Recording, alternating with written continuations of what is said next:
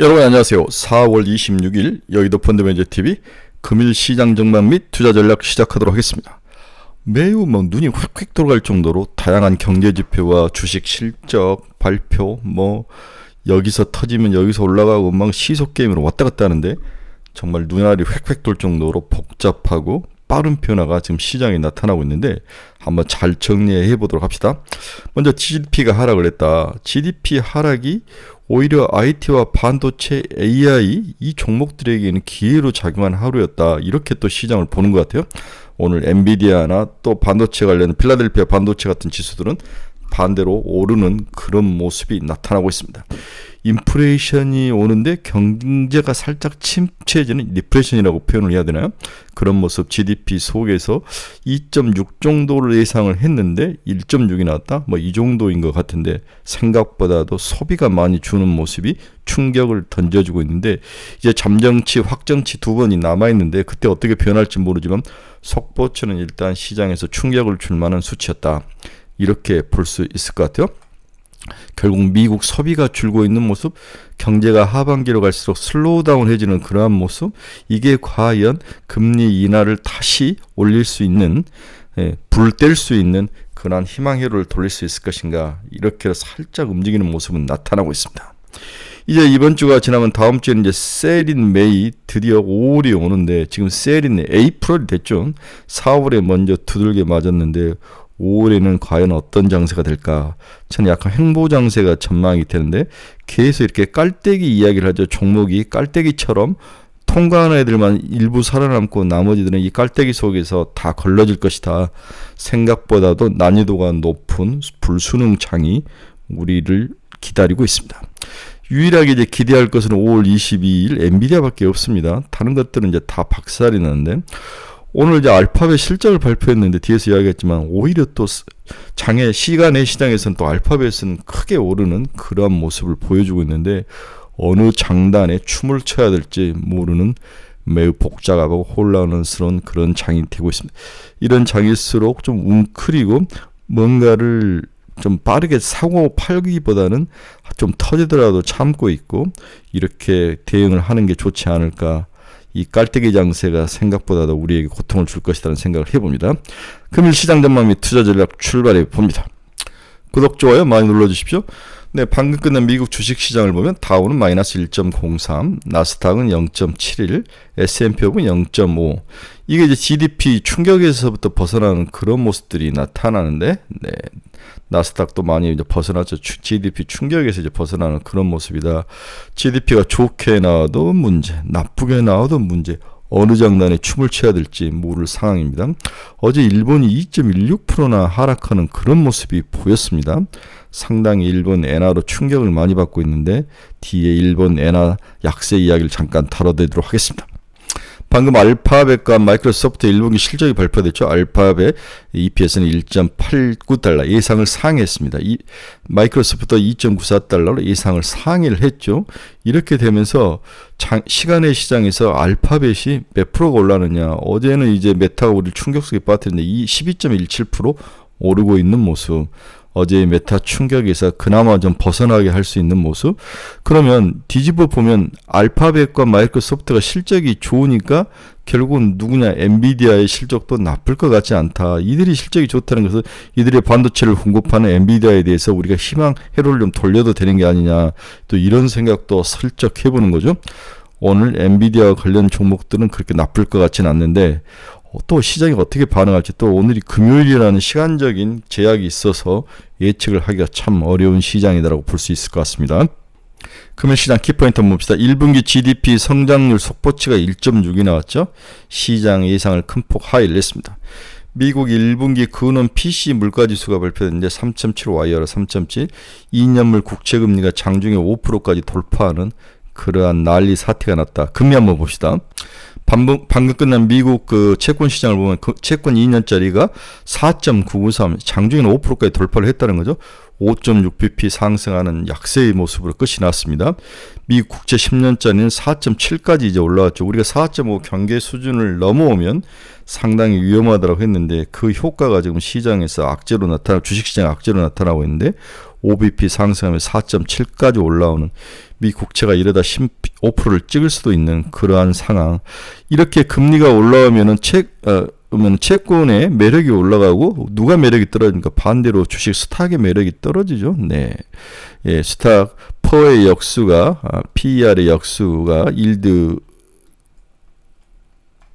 네, 일드인데 이 일드가 채권보다 못한다는 거니까 주식 시장에서 기대할 수 있는 그러한 기대 수익률이 채권 금리보다 못할 때 당연히 채권으로 자금을 이동시키는 거. 지금 제가 보니까 제 같은 펀드 매니저들이 가장 지금 많이 지금 겪고 있는 게 아침에 시장에서 이제는 주식을 좀 줄이고 스탁을 좀 줄이고 채권이나 이런 자산으로 충분히 경쟁력이 있으니까 옮기는 전략을 많이 이제 우리 전략 쪽에서 이야기를 많이 하죠. 미국에서는 틀림없이 큰 회사들은 이 전략을 굉장히 강하게 밀어붙일 거예요. 주식은 많이 올랐으니까 올라올 때만 좀 줄이고 채권이나 다음에 상품, 커머디티 이런 쪽으로 좀 가서 인플레이션도 대비하고 이렇게 투자 전략을 짤 확률, 즉 포트폴리오 교체가 지금 나타나고 그 효과로 외국인들이 자금이 매도가 일어나고 여기에서 성장주들이 올라올 때마다 그렇게 나쁘진 않은데 꺾이는 모습, 이런 모습이 나타나고 있고 여기에 미국 연기금들이 주식 투자 비중을 줄이는 모습이 섞이면서 수급에서 문제가 발생을 하고 있다. 이렇게 이해를 하시는 게 현재의 미국 시장에서 조정이 나타나는 원인의 가장 큰 어떤 수급적인 면 주식시장의 모습의 가장 큰 원인 중에 하나다. 이렇게 이해를 하셔야 될 것 같습니다. 일단 금리가 올라오면서 인터레스트 레이트 금리 시장에서 난리가 났다. 이렇게 이해를 하셔야 될 것 같아요. 두 번째는 엔달러 환율인데 34년 만에 155엔을 돌파를 했습니다. 오늘 BOJ가 금리 결정을 하는데 엔달러 시장 한번 보도록 하겠습니다. 먼저 달러 지수는 0.24% 하락하며 105.445. 달러는 소폭 약세를 오늘 보이긴 했습니다. 그러나 엔달러는 155.63까지 올라와 있는 상황이죠. 네, 엔화 약세가 아주 엄청나죠. 다음에 위안도 7.2399 위안, 위안은 살짝 그래도 조절이 좀 되는 그런 모습을 보이고 있습니다. 한국 원달러도 1372원까지 내려와 있는 모습인데 엔달러는 멈추지 않고 있다. 그 이유는 뭘까? 향후에 우리가 어떻게 봐야 되느냐? 왜 우리가 엔달러를 봐야 됩니까? 이것들의 움직임 때문에 우리 국내 주식시장에서 외국인 자금이 들어왔다 나갔다 하는 원인이 된다는 것이 가장 큰 문제죠. 엔을 매도하고 달러 매수가 일본 시장에서 지속되고 있다.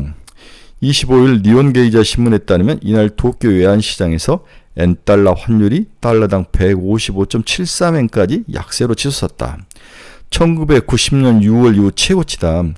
엔달러 환율은 연초 달러당 140엔 수준이었지만 지난달은 150원대에 올라선 데 이어 조만간 올해 이번 달이나 다음 달에 160엔을 넘어설 기세를 가지고 있다. 그만큼 엔화가 달러 대비 약세라는 거죠. 일본은행이 지난달 마이너스 금리를 해지하고 17년 만에 기준금리를 연 0에서 0.1%로 인상했을 때만 해도 엔화 가치가 오름세로 전환할 것이라는 관측이 우세를 했습니다. 그러나 일본은행이 완화적 금융 환경을 유지하겠다고 밝힌 반면 패드 금리 인하 기대는 꺾이면서 상황이 바뀌었다는 거죠. 네, 미일 금리 차가 좁혀지지 않는 것이라는 전망이 확산됨에 따라서 엔 매도, 달러 매수가 확대 중에 있다. 엔화도 강세로 갈 요인이 있었지만 달러 강세 요인이 훨씬 더 강했다. 이렇게 보는 거죠. 또 한편으로 저는 뒤집어 보면 여제도 이야기했지만 미국은 지금 인플레이션을 잡기 위해서 달러가 강세해야 됩니다. 이러한 전략을 추구하고 달러 강세. 일본은 반대로 엔화는 수출이라든지 기업의 어떤 모습을 어떤 실적들을 좀 도와주기 위해서 엔화 약세가 좀 필요한데 이러한 것들이 소좀 맞아 떨어졌다. 서로 간에 뭔가 합의가 있었지 않았냐. 그런 겉으로는 지금 이런 상황이지만 이런 것들이 맞아떨어졌다고 볼 수 있을 것 같아요. 유로를 다스리는 것보다는 엔화를 다스리는 게 훨씬 미국 입장에 쉬운 거죠. 일본 정부는 꾸준히 구두 개입으로 급격한 엔저를 견제를 했다.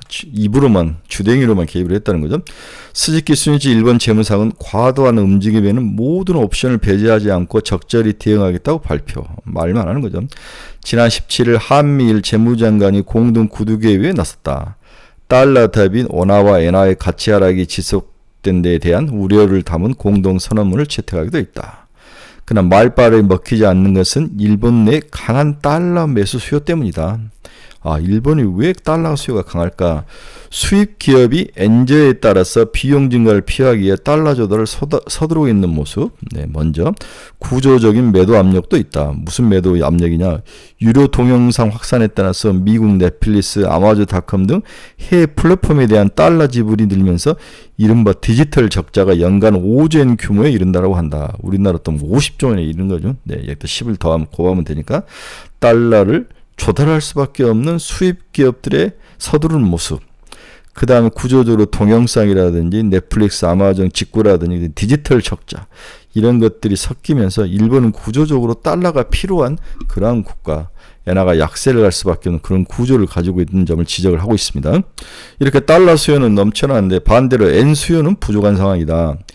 2008년 리만 브로더스 파산 사태 이후 일본 기업들은 환율에 좌우되지 않는 사업 구조를 강화했다. 굉장히 중요하죠. 해외에서 벌어들인 돈을 일본에 가져오는 대신 현지에서 재투자를 하면서 엔화 수요를 약하게 만드는 그런 구조적으로 변화가 돼버렸다는 거죠. 이런 상황에서 헤지펀드 등 해외 투기 세력들이 이런 구조적인 문제를 안고 침투해서 엔을 팔아치웠다는 거죠. 엔 투기를 했다는 거죠. 우리나라도 그렇습니다. 지금 우리나라에서 국내 공장을 짓는 회사는 없다. 우리 삼성전자만 해도 미국 댈러스에 가가지고 테일러시에다가 어마어마한 돈을 쏟아붓지 않습니까? 옛날에는 벌어서 우리나라로 돈이 들어오면서 원화를 사서 바꾸면서 원화가 강세가 됐는데 조선업도 마찬가지고 이런 그런 상황이 아니라는 거죠. 지금 일본에서 미국에서 투자해서 번 돈 중에 25%만 국내에 들어오게 구조적으로 막아놨습니다. 구조적으로 이러한 것들이 구조적으로 원화 약세를 갈 수밖에 없고 여기다가 이제 외국환 평행기금 채권을 계속 발행하지 않는 거 국회를 통과해야 되는데 여당이 힘이 없기 때문에 야당을 설득하지 못하는 거죠. 이러한 거 4,100달러를 살짝 넘는 자금을 가지고 있는데 4,000달러가 깨지면은 또 심리적인 충격이 와서 그것을 원화 방어에 쓸 수 없는 그런 구조. 이런 구조들, 우리나라처럼 직구 많이 하는 나라, 넷플릭스 많이 보는 나라, 뭐 이런 것들 디지털 적자도 계속 있는 거죠. 이런 구조적인 원화 약세 구조를 누가 보고 있냐? 헤지펀드가 보고 찌르고 들어왔다는 거죠. 저는 그게 우리나라 원화 약세, 일본의 엔화 약세의 핵심이다라고 보고 있는 것 같습니다. 최대 각광은 일본 정부의 실제 개입이다. 입이 아니라 실제 개입이다. 일본 정부의 직전에 실제 개입해서 엔을 산 것은 2022년 10월이었다는 거죠. 벌써 2년 전 이야기입니다. 달러당 155엔을 넘어도 개입하지 않으면 조기에 160엔까지 치솟을 수 있다는 지적이 많이 나오는 중이다. 오히려 160엔 갈 때 개입하는 건 낫지 않을까. 지금은 치고 올라가는 기세가 무섭기 때문에 기다리고 있다라고 볼 수도 있을 것 같아요. 니혼게이자 신문은 한미일 재무장관 회담을 걸쳐 일본 정부가 시장 개입을 위한 정지 작업에 나섰다는 관측이 있다. 뭐 이것은 관측일 뿐이죠. 그렇게 쉽게 나서지는 않을 것 같다는 생각은 듭니다. 지금 엔화 약세로 일본 기업들이 받는 수혜, 얘들이 수출을 많이 하기 때문에 훨씬 크다라고 볼 수 있는 거죠. 최근 일본 재계에서도 엔 약세를 억제하자는 목소리가 커지고 있다. 이렇게 하면서 개입 장벽에 대한 부담감을 줄여놓고 있는데, 그런데 엔 매수를 개입했던 효과를 보면 의문이다는 게 시장에서 가장 크게 부각된 게죠. 과거 학습 효과 때문이다. 2022년 10월에 엔 매수 개입액은 5조 6,200억 엔으로 굉장히 컸습니다. 1991년 4월 이후 최대치였는데 그런데도 엔달러는 그때뿐이었고 1년 만에 다시 151엔으로 후반까지도 다시 치고 올라오는 약세 모습이 나타났다는 거죠. 즉 미국과의 금리 차이, 이 금리 차이는 결국 경제력의 차이이고 무역수지 적자 등이 그 당시에는 강하게 나타나면서 근본적으로 펀더멘탈이 개선되지 않는 상황에서 돈만 갖다가 뿌려도 엔화 약세를 잡을 수 없다는 교훈을 일본이 가지고 있기 때문에 다시 들어오기에는 좀 힘이 들 것이다. 일본 정부가 엔 매수 개입을 무제한으로도 할 수 있는 것도 아닙니다. 이유는 뭐냐면 약 1조 2천억 달러의 달러를 가지고 있는데 모든 것을 현금보다는 뭘로 가지고 있다? 미국 국채를 가지고 있다는 거죠.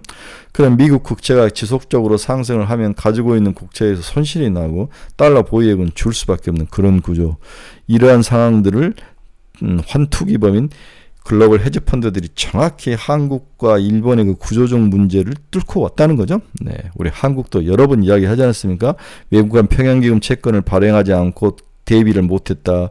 외국한 평형기금 채권을 발행하려면 여당이 야당을 설득해야 되는데 여야가 서로 바뀌어 있어서 절대로 이거 허락하지 않는 거죠. 능력도 없는 현 정부의 모습이 그대로 나타나고 있는데 이러한 것들을 정확히 뚫고 들어가는 거죠. 우리나라도 지금 달러가 4,150억 달러밖에 안 하는 거죠. 이 150억 달러를 써버리면 바로 3자로 내려오지 않습니까? 이는 심리적인 요인, 달러 보유액. 그 다음에 대부분을 현금으로 들고 오지 않고 전부 다 미국 국채로 많이 들고 있습니다. 한 60%를 미국 국채로 들고 있더라고요. 이런 모습, 이러한 것들의 구조적 모습을 정확히 뚫고 들어가서 공격을 하는 거죠. 헤지펀드들이. 시장은 오늘 열릴 일본 정책 결정회의의 결과를 보고 있습니다. 과연 엔 약세에 개입을 할 것인가. 너무 완화적인 금융정책 탓에 엔저가 멈추지 않다는 지적이 많이 있습니다. 당장 기준금리를 또 한 번 올릴 가능성은 적습니다. 다만 우에다 총리가 추가 금리 인상을 강하게 시사할 가능성이 있다. 이 정도는 가능할 것 같습니다. 우에다 총리는 최근 아사히 신문과 인터뷰에서 과도한 엔저가 물가에 악영향을 주면 이 역시 추가 금리 인상의 근거가 될 수 있을 것이다 라고 슬쩍 흘린 거죠. 하지만 일본 관료들은 아무것도 못합니다. 얘들은 아무것도 못해요. 과감하게 아무것도 못합니다. 엔화 가치가 더 떨어지고 수입 물가가 급등하면 금리 인상 적점으로 대응하겠다는 그런 하나만한 소리를 하고 있다. 따라서 오늘 금융정책 결정 회의에서는 구두 개입밖에 나올 게 없다. 실질적으로 돈 개입은 160엔까지 오히려 치고 끝까지 올랐을 때 개입하는 게 훨씬 효율적일 거라는 생각을 하게 될 수밖에 없는 거죠. 자, 문제는 이렇게 엔화가 약세가 나타나면 한국 원화까지 같이 약세가 나타나면서 한국 원화도 구조적으로 약세로 갈 수밖에 없는 구조를 여러 번 이야기해 드렸는데 지금 일주일간 외국인이 코스피에서 9,132억을 매도를 했습니다. 코스닥에서는 5,427억을 매도했습니다. 그동안 17억, 18억 달러 정도로 매수가 들어왔는데 반도체로 집중 들어왔는데 일주일 만에 1조 달러씩 나간다면 이 문제를 또 어떻게 해결할 것이냐 또 머리가 아픈 거죠. 이러한 것들이 수급적으로 한국 주식시장을 꼬이게 만들고 있고 약세장 구렁텅이에 처박아 놓고 있는 게 아닌가 그런 생각을 해봅니다. 네, WTI는 1.16% 상승 83달러. 금리는 이야기했죠. SMCI는 4.33달러. 좌우간 마이크로소프트하고 구글이 실적이 좋으면서 또 경제가 살짝 망가뜨려지면서 이 금리 인하에 대한 기대감으로 성장주들, 특히 반도체 AI주들이 오늘 올랐다. 이건 한국 시장에 그나마 다행이다라고 생각을 해야 되는 거죠. F는 0.51% 상승. ARM은 마이너스 1.03, 엔비디아 3.71, 826.32달러를 지나가고 있습니다. 엔비디아 800달러를 회복했다는 게 중요하죠. 아마 저는 800에서 900 사이 이 정도에서 데코받고 왔다 갔다 하는 박스권 형성이 칠 것이다. 5월 22일 날 모든 걸 봐야 될 것 같아요. 네, AMD는 1.28% 상승. 테슬라 4.97 어제에 이어 상승했는데 우리나라 2차전지인데 살짝 올라오는 힘이 좀 약해 보이더라고요. 네, 과연 지속성을 가질 수 있을까를 한번 봐야 될 것 같아요. 일라인일은 마이너스 1.12. 테슬라 이야기인데 이 테슬라가 향후 먹거리는 FSD하고 노봇이다라고 여러 번 이야기를 하는데 2차전지 전기차는 저가를 만드는데 전간에 LFP 배터리를 쓸 수밖에 없는데 과연 우리나라에 얼마나 효율적일까? 이런 생각이 드는 거죠. 수혜가 얼마나 올까? 그런 생각이 듭니다. 마이크론 테크놀로지 0.18%, TSMC는 2.73% 상승. 결국 HBM 만든 회사들만 오늘 올라갔다고 볼 수 있습니다. 비트코인은 1.44% 상승하고 있습니다. 자, 다음 주제는 5월이면 되는데 다음 주부터 5월 들어가는데 셀인 메이 5월에는 팔아야 하느냐 이 이제 주제가 있는 거죠. 저는 이제 계속 5월에는 줄여야 된다고 이야기했다가 먼저 이제 악재가 반영되면서 4월에 주가가 망가뜨려졌는데 이제 우리가 그동안 공포스러웠던 셀인 메이에 팔아야 되냐. 과거 주식시장을 보면 5월은 확실히 안 좋았다는 거죠. 네, 5월, 6월은 주식시장에서 항상 안 좋았습니다. 네, 그렇게까지 수익률이 좋지는 않았습니다. 그리고 연말 10월 이후에 다시 올라가는 모습, 네, S&P도 그렇고 코스피도 그렇고 그런 모습이 되는데 항상 이유는 있죠. 쭉 5월까지 달려오다가 이제 힘이 붙여서 조정이 들어가고 악재들이 나타나고 그 다음에 이걸 극복하고 한 6개월 후에 올라가는 그런 사이클인데 과거 모습은 그랬다는 거죠. 네, 약 2010년에서 2023년까지 약 13년간 평균이 그 이야기를 해주고 있습니다. 그런데 5월 하락보다는 6월에 과연 5월 하락분의 복구 여부 복구할 수 있는 힘이 있느냐, 복구가 됐느냐 안 됐느냐에 따라서 강세장과 약세장을 가름을 하더라. 그 이야기를 하는 거죠. 5월과 6월에 이걸 복구할 때는 강세장이 나타나고 복구하지 못할 때는 약세장으로 가더라. 오히려 5월보다는 6월인데 지금은 이제 한 달씩 당겨왔으니까 5월에 과연 4월에 약세장을 복구할 수 있는 거냐 없는 거냐에 따라서 올 여름 서머넬리가 있을 수 있느냐 없느냐를 한번 가름하게 될 것 같아요. 네. 2022년에 펀드멘탈 약화로 인해서 원달러 환율이 1,400원까지 올라간 적이 있다. 여기죠. 네. 그러나 2024년은 2022년과는 달리 국내 무역 수지가 흑자를 기록 중이다. 그때는 국내 무역 수지가 이렇게 적자였다는 거죠. 하지만 지금 원화 상승 시기야 그때와 비슷한 수준이지만은 지금은 수출이 플러스로 돌아서고 있다. 그래서 생각만큼 그렇게 원화 약세는 글로벌 시장의 어떤 투기적인 세력의 힘이지 펀더멘탈에 대한 문제는 아닌 것 같다라고 그렇게 보는 시각도 있다는 거죠.